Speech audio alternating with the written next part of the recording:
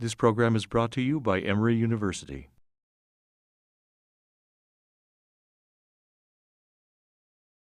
I'm talking to Julio Hernández Barrio. And Julio, it is great to, have I got your name right, first of all? Yeah, If yeah. I've got your name right. I want to make sure that I'm right on that. And we're here talking at Emory University. And Julio, thank you for agreeing to talk with us about what it is that you're experiencing here in the United States and what it is that you do as a trial lawyer in Mexico, and then frankly, what it is that you're going to be doing as you're developing the rule of law there in Mexico. So let's start with what brings you here to Emory. How did you get involved with the program? Yeah, Paul, it's my pleasure to be here with you and to enjoy this wonderful time with all the Emory faculty that we have spent 4 years since the first time we came here. And now we understand the great job you are doing with the students and the great job that we learn, and we're going to practice that in Mexico. So at the first time, 4 years ago, we came here by Universidad Panamericana and Emory affiliation. And we came here like any other student.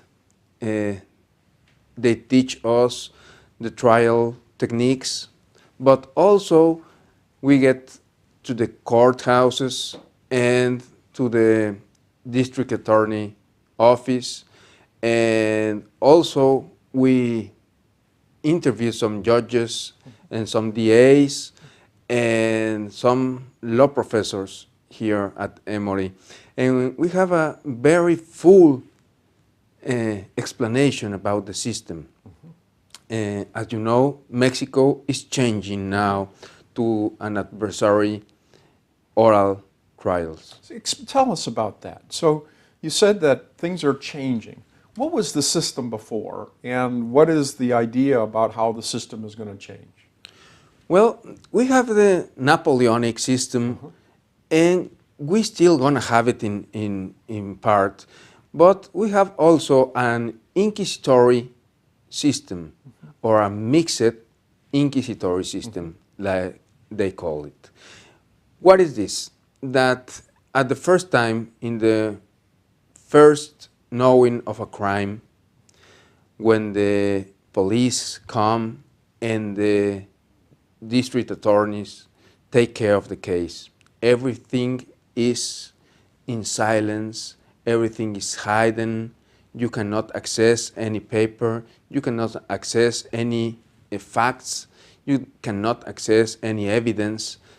Everything is hidden from the defendant and the defendant's lawyer. So there is no guarantee because they take everything in silence, everything giving you the back. So it's very difficult to work that way. They interview witnesses the way they want.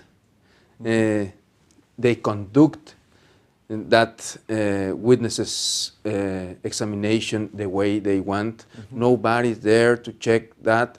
No, not even a camera checking that everything's okay. So they can take the witness and practically they're gonna write everything they want, and they says that the witness was the person who talked about that things. And that system is not working. People needs to be confident about the system. Rights has to be protectors from the people. And if you are against a country, against a state, the less you can have is a full amount of rights with you. And in a sense, as I understand it, it was almost like the presumption was on the defendant that you are guilty, and it was your burden to prove that you're not guilty in the court system. Is that overstated, what the old system was like, or was it pretty much that way? This is a little exaggeration of that, because it's not that the burden of the proof, it's the system that was wrong. The system, because you arrive to the trial in very bad conditions. The DA get all the evidence in a bad way, do not respect the change of evidence, break every rights. He can he get documents without your authorization. He interview witnesses without you being present or your lawyer being present, and you don't have the right to redirect or cross that witnesses. And that evidence counts more than the evidence that you get in the trial. So the judge get that evidence, and that evidence, because it's near from the day of the facts, is more powerful against you than the new one that you can bring to the trial. So you don't bring evidence to the trial. The evidence is getting by the DA at the beginning, and then you only put that evidence in the trial. So that's a very bad way. You said 4 years ago when you first came, you also had a chance to take a look at the system. Do you remember what your reaction was to the U.S. Procedure, the criminal procedure, and to its system? Did you think, oh, this is never going to work in Mexico? Or what was your reaction to it when you were learning about it? Yeah, I think everybody, including me, has some issues with the new system. We are always resistant to change. We don't want new things because we are in a line of comfort, and we want to keep that way. Yeah, and when you say a line of comfort, so that your practice of law that you have right now, how do you operate in the old system? What's your role in the older system as to how it is that you would defend your client? Yeah, well, I try to enter that The investigative pre-trial, process, the investigation process. I try to enter there, and I knock a lot of doors, and I have also some resources, but always limited by the DA. If I go to a DA, a federal DA, the door is closed. So I have to talk with him. I have to have his authorization. So if he never opened that door, I never could enter. So I think in the resistance is because all the lawyers now, those that are exiting the universities, and also those that have many, many years in practice and has won a place in the legal system in Mexico, a place in the doctrinary books, a place like a very great lawyers. Now, all of them are at the same level because neither them, neither the students know the system. So we are in a very democratic system when all lawyers, all cows lawyers that we call, that those pretty lawyers, and also those that are going out from the university know the same about the new system, and I mean nothing. The resistance comes from the older people that are going to lose that place in the legal history in Mexico. Yeah. Now, so there's change afoot, partly brought on by reaction to the constitutional amendments that have been made, right? To try to, 2016, to try to change over to an oral adversarial system.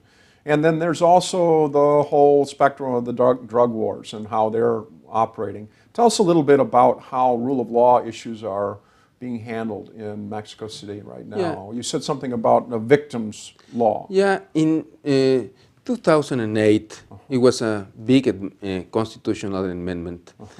And they said that now we have to go all through the adversarial system, the oral trials, and we have to open the investigations and make just the system in a very similar way that you are making here. Maybe we can have some changes, like we're never going to have a jury. There are always bench trials.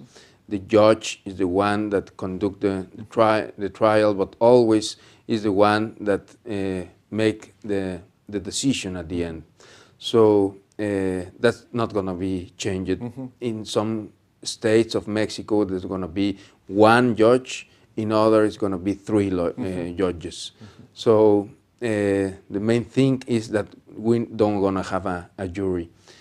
So that's the main difference between our system. But in the procedure, there's no changes. Maybe like we have only judges, it's a little less dramatical. The trials is more technical trials with lawyers' words and with lawyers' attitude, not to convince the people. So for 2016, all the country have to have the new system. And at this time, the federal courts and the Mexico City court hasn't changed at all. And it not seems to be quick, that change. I don't know why, maybe because they want to the other states to introduce in the system and then check the mistakes they are making, so to avoid in the federal courts those mistakes in the federal law, and maybe also with Mexico City that, as you know, is a very crowded city with a lot of people, more than 30 million people lives there. So it's going to be a little difficult to the implementation of the system, and I think they want to see other states making it before federals and Mexico City goes through that process. Yeah. But the city court is already well on its way, isn't it, in Mexico City? Do I have that right? Has the city court started to adopt some oral adversarial proceedings? Yeah, there's some changes, but not the law. So we still have this this old system in all the way. We have the inquisitory investigation, and we have the written trials working at this time in federal courts and in Mexico City courts also. Okay, Yeah. so they haven't made the switches over as quickly. All right. And I wanted to take you to this topic about the victim's law. Tell us about that. How did that come about? Well, as you know, at this time, more than 60,000 people has been killed in Mexico by the criminal organizations, but also by the fighting of that criminal organization. So government also has killed too many innocent people in Mexico. You know, false positives, collateral damage, and all that stuff. That is a human right violation. So we have... And it's very personal to you in some ways, isn't it? You have a family member that's also been involved, been a victim of that. Yeah, Juan Sicilia was my cousin, and Javier Sicilia, that is a Mexican poet, and also an activist that at this moment is here at the States, I think in California, also giving speech and organized a very long walk through California to New York. So it's very long, about thousands of miles walk with a lot of people claiming for no violence, no fire weapons, no drug addiction, everything that it comes, and it's going to be a huge movement here in the state that Javier Sicilia is organizing. By my side in Mexico, I work with the government also, with at the beginning with the president's office, and later with the senators and office to make a victim's law. This is a one of a kind document. There is not a precedent of this kind of law in any part of the world. So now the victims in Mexico has a lot of rights that in any other part of the world they have. They have the right to be represented by a lawyer in a trial, different from the district attorney, different from the prosecutor. Right. They have the right to go by themselves to those trials, and if they have the same theme that the prosecutor, there's no problem. They can be represented by the prosecutor. But if they have another theme of what happened, and they believe maybe there was a first-degree murder, and the prosecutor says, I think it was a intentional murder. Right. So you can go your way and try to convince the judge that you are right, and you have the right to go with your own evidence in that trial and claim for the money at the end in a criminal process, not in a civil one, but in a criminal. They have a lot of rights now about sanity, about also medical issues, transportation to the places of the trial, to be in hotels or in houses while here away from home, to have food also, and the historic memory, like some kind of plates or monuments for victims. Yeah, for victims. Yeah, there's a huge change in the victims. Is the way. law been enacted? This law has been accepted, but all the legal system in Mexico by the president, by the senators, and also the law camera has accepted this. So we are just from weeks to be published in the official paper, and then I think this month we're going to have this law working. Wow. Yeah. What is the, if I can be so, what's the incentive of the lawyer to serve that role for the victim? Is it something that is a private arrangement, or is the lawyer also compensated by the system in order to be able to provide that representation? How does that work? There's going to be both, because if the victim do not has money or do not want to spend that money in a lawyer, the state going to provide that lawyer, and this lawyer is a very independent lawyer from the government, so is more independent than the defendant's public lawyer, because the public defender in Mexico belongs to the Supreme Court.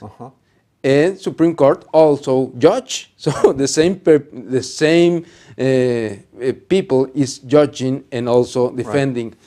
All we know that that is only in the paper, because in reality they have independence, but they belong to the Supreme Court.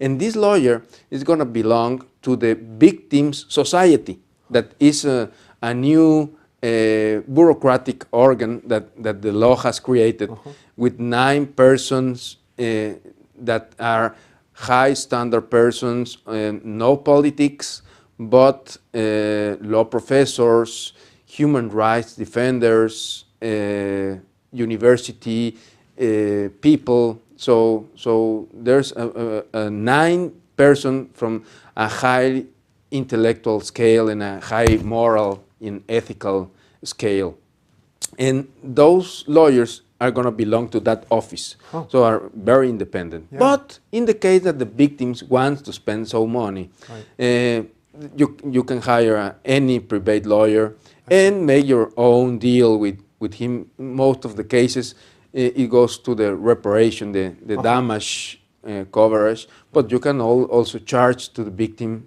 a fee like a lawyer. So it's up to the victim to choose which one is going to be better. Yeah. It'll be very interesting to see how it works and what effect it has.